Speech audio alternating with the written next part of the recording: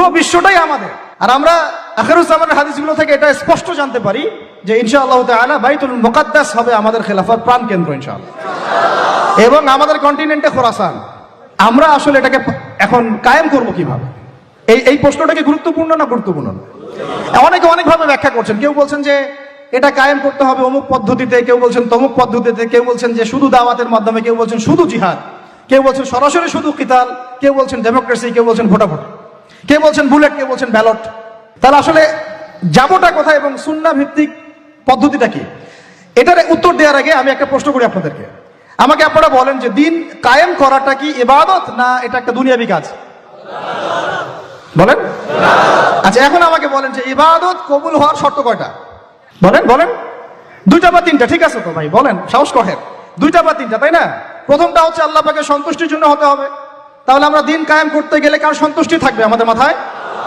শুধু এক আল্লাহকে রাজি খুশি করার জন্য দিন কায়েমের চেষ্টা করা, শুধু এক আল্লাহর সন্তুষ্টির জন্য, অন্য কাউকে দেখানোর জন্য না, অন্য কাউকে শোনানোর জন্য না, বা গনিমত পাওয়ার জন্য না, শুধু আমার ক্ষমতা দখল করার জন্য না, শুধু এক আল্লাহকে রাজি খুশি করার জন্য আমার দিন কায়েমের মুভমেন্ট থাকবে।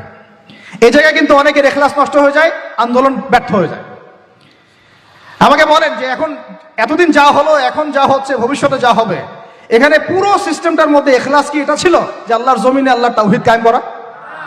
এখন আপনারা বুঝতে পারতেছেন। প্রথম দিন আমরা স্ট্যাটাস দিয়েছিলাম যে পশ্চিমার কোনো সেবা দাসকে আমরা গ্রহণ করব না। এখন আস্তে আস্তে সব বুঝতে পারবেন, কেবল তো শুরু, দেখেন সামনে কি হয়।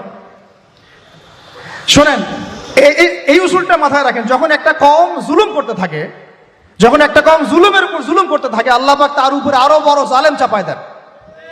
এরপরে যখন এই কওমটা মাজলুম হয়ে যায়, আল্লাহকে ডাকতে থাকে, আল্লাহর কাছে আত্মসমর্পণ করে, তখন আল্লাহ পাক তার জন্য ওই ফিরাউন থেকে নিষ্কৃতির জন্য মুসা আলাইহিস সালামের মতো মানুষকে পাঠান। এরপর তারা মুক্তির পথে যায়। আবার যখন এই কওম ওই ফিরাউনের কবল থেকে নাজাত পেয়ে বনু ইসরাইলের উদ্ধত আচরণ শুরু করে, তখন আরো বড় জালেমকে আল্লাহ চাপায় দেন। আমরা যেন এই ভুল করতে না যাই, আমরা যেন এই ভুলটা না করি।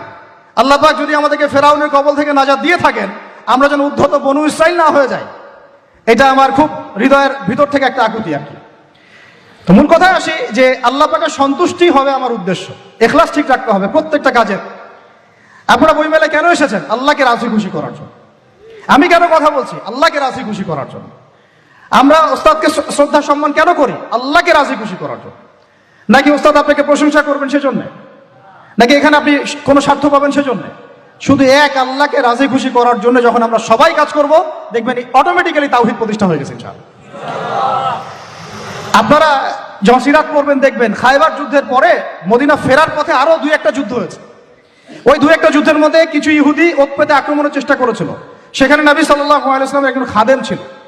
সেই খাদেম তীরবিদ্ধ হয়। সাহাবীরা বলতে লাগলো যে মাশাআল্লাহ, এ তো পুরো জান্নাতে চলে যাবে। নবী সাল্লাল্লাহু আলাইহি ওয়াসাল্লামের খাদেম ছিল, তীরবিদ্ধ হয়ে শহীদ হলো। নবীজি বলছেন না, সাল্লাল্লাহু আলাইহি ওয়াসাল্লাম বলছেন না, বরং আমি দেখছি তাকে জাহান্নামের আগুনে জ্বলতে। বলেন আউযুবিল্লাহ। সাহাবীরা অবাক হয়ে জিজ্ঞাসা করলেন, কি কারণ ইয়া রাসূলুল্লাহ? তিনি বললেন, খায়বারের গনিমতের মাল থেকে একটা চাদর সে না বলে নিয়েছিল, এই কারণে। খায়বারের গনিমতের মাল থেকে একটা চাদর সে না বলে নিয়েছিল, জাস্ট এই কারণে। তখন সবাই কিছু কিছু করে জিনিস আনা শুরু করলো, জমা দেওয়া শুরু করলো। একটা মেসওয়াক, একটা ডাল পর্যন্ত মানুষ জমা দিয়ে দিল।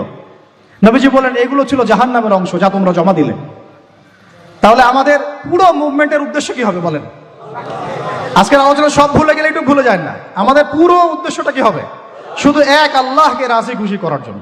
এই উদ্দেশ্য থাকলে তখন আপনি আমির মানতেও সমস্যা হবে না, জামায়াতে আসতেও সমস্যা হবে না, ইমারতেও সমস্যা হবে না, আপনার বায়াত নিতেও সমস্যা হবে না।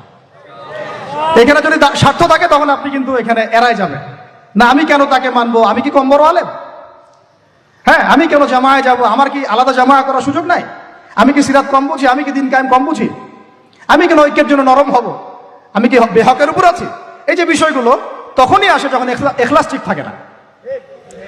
ইখলাস ঠিক না থাকলে কোনো কাজের বারাকা আসবে না ভাই। আল্লাহ পাক আমাদেরকে বোঝার তৌফিক দান করেন। দুই নাম্বার হচ্ছে ভাই যে আমল, যেহেতু বললেন দিন কায়েম একটা ইবাদত, তাহলে ইবাদত করতে হবে কার তরিকা অনুযায়ী? বলেন।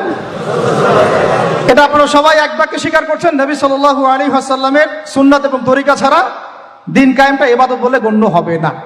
সেটা আমার একটা ব্যর্থ প্রচেষ্টাও হয়ে যেতে পারে। সূরা কাহফে একটা আয়াত আছে কিন্তু, ওই যে কিছু মানুষ মনে করে তারা খুব সুন্দর আমল করছে, ওয়াহুম ইয়াহসাবুনা আন্নাহুম ইউহসিনুনা সুনআ, এদের ব্যাপারে আল্লাহ পাক বলেছেন কুল হাল নুনাব্বিউকুম বিল আখসারিনা আমাল, সবচেয়ে ক্ষতিগ্রস্ত আমলকারী সম্পর্কে আমি জানাবো কিনা। এটা তারা যারা দুনিয়াতে অনেক সুন্দর আমল করে, মনে করে আমরা অনেক সুন্দর আমল করছি, অথচ ওদের আমল বিফল হয়ে গেছে, এখলাস ঠিক না থাকার কারণে, নবীর তরিকা অনুযায়ী না হওয়ার কারণে।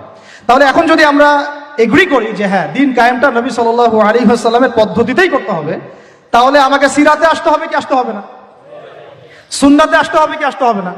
বরং আমি বলবো এভাবে যে সিরাতের সুন্নতে আসতে হবে, সিরাতের সুন্নতে আসতে হবে, দিন কায়েম করতে হবে, অন্য কোনো সুন্নত নাই আমাদের সামনে। এখন অনেক ভাই কেউ বলছেন যে আব্রাহাম লিঙ্কনের তরিকাতেই দিন কায়েম হবে, কি যুক্তি তো তারা দিচ্ছেন অনেক। কেউ বলছেন যে আরে ভাই নাই মামার চেয়ে তো কানা মামা ভালো। কেউ বলছেন ভাই আগে এত পুরো রুটির দিকে তাকানোর দরকার কি, রুটির দু একটা টুকরা হইলে তো হয়। এবং তাদেরকে পশ্চিমারা খুব সহজেই কিন্তু বাগে আনতে পারবে, 10টা করে সিট দিয়ে দিবে, ভাগ করে নেন আপনারা 60টা সিট, তারাও সন্তুষ্ট যে আমরা আগে কিছুই পাইতাম না, অন্তত এখন 50টা তো পাইছি। বিশ্বাস করেন, আমি কেন বড় বড় আল্লাহর ওলিকেও যদি আপনি সিস্টেমের মধ্য দিয়ে ওখানে প্রেসিডেন্ট হিসেবে বসায় দেন, সে একজন বান্দা গরু ছাড়া কিছুই না, কিছুই করতে পারবে না। আমরা বলছি সিরাতে সুন্নতে গেলে পুরো রুটিটাই আমাদের হবে, রুটির টুকরা আমরা চাই না, পুরো রুটিটাই চাই। রুটি আমার, তুমি খাইলে খাও, না খাইলে যাও, সোজা কথা। সিরাতে সুন্নতে আসলে আপনি পুরোটাই পাবেন। এখন কেউ বলছে আব্রাহাম লিঙ্কনের তরিকাতেই হবে, হয়তো বুঝের কিছু ঘাটতি থাকতে পারে, এটা একাডেমিক আলোচনা ওস্তাদ বলেছেন, এটা আমরা কিন্তু সবাই সমালোচনা করতে যাব না। অনলাইনের এই জগৎটাকে আপনারা নোংরা করে ফেলবেন না, সবাই সব বিষয়ে কথা বলবে না, সবাই সব বিষয়ে কথা বলবেন না। যে বিষয়ে যে ব্যক্তি কথা বলার যোগ্য তিনি কথা বলবেন, যাদের সাথে কথা বললে কাজ হবে তাদের সাথে কথা বলবো, ঠিক আছে? আমভাবে আমরা সবাইকে দাওয়া দিব, এবং চুপ থাকার অভ্যাস করেন, সবসময় কথা বলতে হবে না, মাঝে মাঝে চুপ থাকার অভ্যাস করেন। আমাদের একজন বরেণ্য ওস্তাদ তিনি বলেন যে মুতাকাল্লিম হওয়ার যে খায়েশ, এটা একটা হৃদয়ের কলবের একটা রোগ। একটা মুতাকাল্লিম হওয়ার যে খায়েশ মানুষের মধ্যে থাকে, যে আমাকে সব বিষয়ে কথা বলতে হবে, এটা অন্তরের একটা রোগের নাম। তো এটা যদি একটা ইবাদত হয়, তাহলে সিরাতের সুন্নতে আসতে হবে, আমরা এগ্রি তো, ঠিক আছে? এখন তৃতীয় কথা হচ্ছে, 3 নম্বর শর্তটা আরো ডেঞ্জারাস, সেটা হচ্ছে রিজিক হালাল হতে হবে। রিজিক, এই জায়গায় সবাই একটু ফিকির করেন, দেখেন একটু আপনারা আপনাদের রিজিকগুলোকে দেখেন যে কতজনের রিজিক 100% হালাল আছে। এগুলো আমাদের কিন্তু প্র্যাকটিক্যাল কথা, আমরা কিছু খালি তাত্ত্বিক কথা বলে চলে যাবো এমন না, প্র্যাকটিক্যালি ইমপ্লিমেন্টটা বেশি জরুরি এখন। আমি খুবই স্বপ্ন দেখছি, আমরা সবাই স্বপ্ন দেখছি যে আপনাদেরকে দিয়ে হবে ইনশাআল্লাহ, কারণ এই জেনারেশন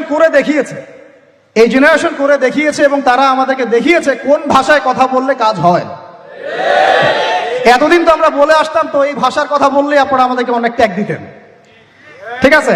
দেখেন, জালেম জুলুম করলো, মাজলুম দাঁড়ায় গেল, এই তো জালেম জুলুম করলো, মাজলুম দাঁড়ায় গেল প্রতিবাদের জন্য, প্রতিবাদের ভাষায়। আপনারা আমাকে বলেন তো, জালেমের বিরুদ্ধে মাজলুম যখন দাঁড়িয়েছে, তারা কি খালি হাতে দাঁড়িয়েছিল? জালেম যখন 2টা মাইট দিয়েছে, মাজলুম কি 2টা মাইট দেয় নাই? জালেমদের অনেকে যখন মাজলুমদের অনেককে শহীদ করেছে, তো জালেমদের দলেও কি কিছু মানুষ মারা যায় নাই? তো এটা কি একটা কনফ্লিক্ট হয়নি রাস্তাঘাটে? তো গণতান্ত্রিক প্রক্রিয়া এই কনফ্লিক্টটাকে আপনি জায়েজ করে নিলেন, তো গণতান্ত্রিক প্রক্রিয়া এই কনফ্লিক্টটাকে আপনি জায়েজ করে নিলেন তো, মাশাআল্লাহ।